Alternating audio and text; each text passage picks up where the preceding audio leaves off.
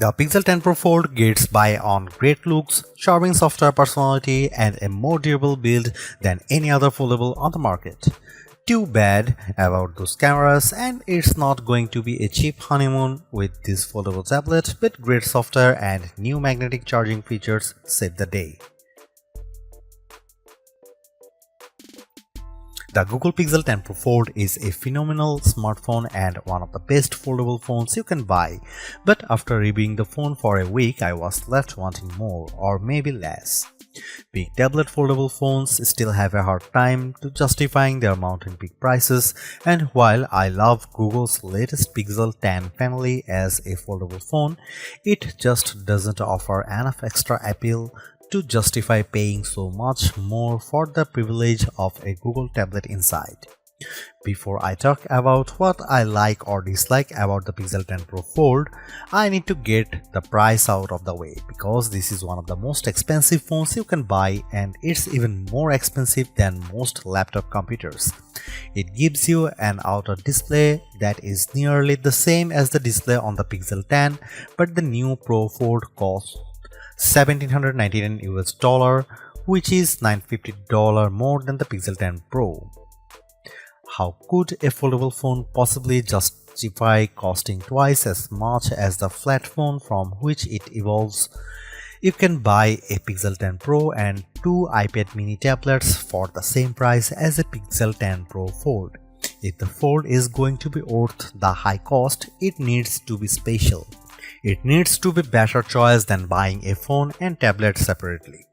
That means it needs to be thin and light, impossibly so. The magic trick of producing a tablet from within your smartphone is dazzling, but it only works if the folded phone is the size of a normal smartphone. Sadly, Google hasn't made the Pixel 10 Pro Fold any thinner this year. It's even taken a step back, while Samsung has blown us away with its super thin Galaxy Z Fold 7. To be fair, the Pixel 9 Pro Fold was the thinnest phone you could buy when it launched in 2024, but this is the year for thin phones, and the new Pixel Pro Fold has been snacking between meals. A foldable phone also needs to do things that a flat phone cannot do.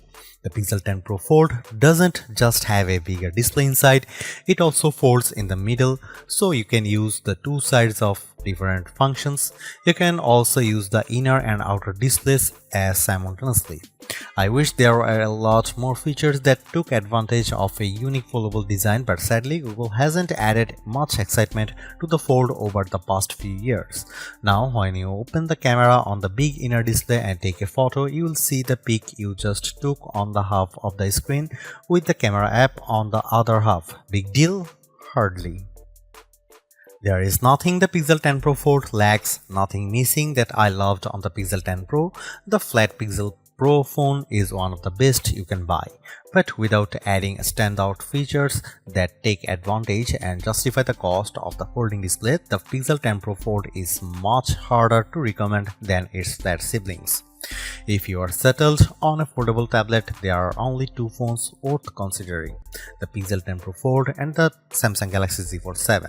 I have both of these phones, and the differences are more interesting than I imagined. The Galaxy Z Fold 7 is technically superior in many ways. It's faster and has much better cameras than the Pixel 10 Pro Fold, but Google has some distinct advantages that are firsts for a foldable of this size. Foremost is the IP68 rating, which means the phone won't be destroyed by dust and sand. I don't know how Google did it, but the new hinge is more tightly sealed than ever before, and that means you can take the Pixel 10 Pro Fold to more places than the Samsung Galaxy Z Fold 7. Google also includes its new PixelSnap magnetic charging on the Pixel 10 Pro Fold, which opens a world of accessories including charging stands, wallet cases, and magnetic tripods.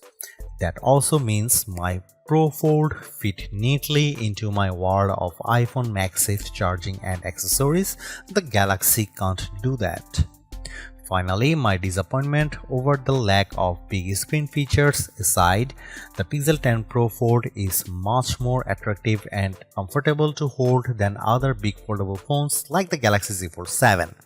It keeps most of the Pixel 10 family design a winning look that Google refined this year and offers more durability and better battery life instead of shaving off another millimeter.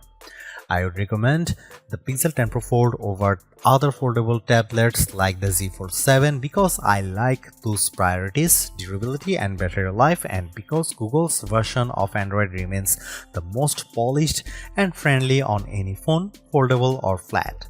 Still, despite its advancements, the Pixel 10 Pro Fold struggles to justify the premium price for its unique form factor, making the more affordable and traditional Pixel 10 Pro a better choice for anyone who doesn't have money to burn. In the past, I might have been more forgiving of subpar image quality from a foldable phone, but Samsung had to destroy expectations by slapping its full-grown 200 megapixel sensor on the Galaxy Z Fold 7. So now I want my $1,800 phones to have a good camera. Is that so wrong? The Pixel 10 Pro Fold camera is fine, but it isn't very good. Google is using the same sensors as last year, and that's not necessarily a bad thing. Apple famously uses the same Sony sensors for years on its iPhone models, and with experience, its camera developers continually refine the images you get from those cameras. That's not the case with the Pixel 10 Pro Fold. What I like about the Pixel 10 Pro Fold, like the Pixel 9a, is that Google seems to be carefully tuning its cameras so they produce images that all look alike. A photo taken with the Pixel 10 Pro XL will have the same color balance and lighting as a photo taken with the Pro Fold. Zoom in close and you will see the problems. Google is applying a heavy dose of AI enhancements to its photos, so much so that I wonder if every photo from the camera shouldn't come made with AI content credentials. When you zoom in on photo, especially photos taken at night, it looks smoothed out and painted over. On the phone screen, images look clearer when taken with the Pixel Fold versus other foldable phones like the Galaxy Z Fold 7. When you zoom in, however, that clarity starts to look artificial. If you don't need the absolute best photos from your smartphone camera, the Pixel 10 Pro Fold has a fascinating new pixel feature that could make you a better all-around photographer. When you have your shot lined up, instead of pressing the shutter, press the camera coach button and Google will use its AI to analyze your photo and offer advice. I don't mean simple advice either, like use portrait mode. Rather, camera coach is an AI instructor. First, it gives you 3 or 4 suggested themes for your phones. Then, it takes you step by step through the shot. It highlights the right camera mode to select and it tells you where to move for the best angle. In the end, it really did help me take better photos if I was willing to take the time to walk through the steps. Camera Coach is one of Google's newest and most advanced AI features. Sometimes it simply would not load, complaining of bad network problems, even though I had a few bars. Other times I just got a generic error. When it did work, Camera Coach was impressively astute and it produced interesting results. So I'm willing to be patient and hope this feature improves over the next few updates.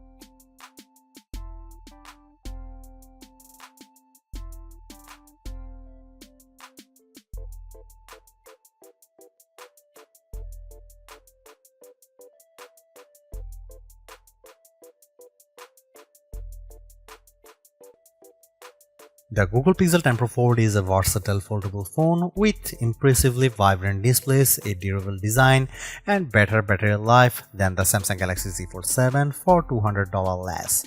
Plus, I actually preferred the camera quality in many of my test shots. It's just too bad that Google's Foldable comes in a relatively thick and heavy device.